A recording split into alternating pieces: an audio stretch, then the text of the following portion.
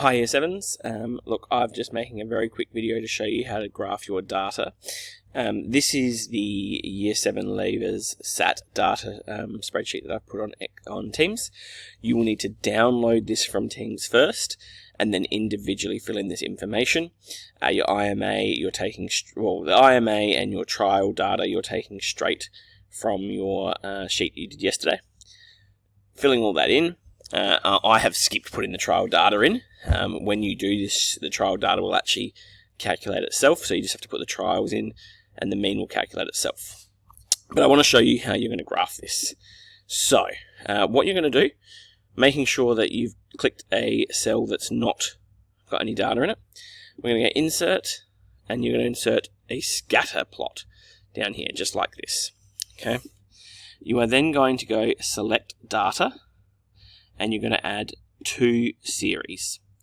Click on Series 1, and we're going to call that the first class lever. And for the X values, you want to pick your IMA for the first class lever. Okay. Then for the Y value, we're going to pick the means for the first class lever. We're then going to go to Series 2. We're going to call that the third class lever. You're going to select the values for the third class lever down here, and you're also going to select the means for that as well. Okay. Once that's all done, you've picked all that data, you press OK, and you get a graph that should look similar like this. Now you're going to have to play with that. So when you go to your chart, your formatting, you might want to change your axes. So for example, there's a lot of data here. You're going to need to add a trend line. You're going to need to add some axis titles, a proper title.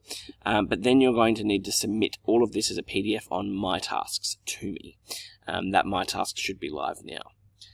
If you need to watch this video a few times, ask some other people in the class if they understand it a bit more, but this is what you're doing in today's lesson.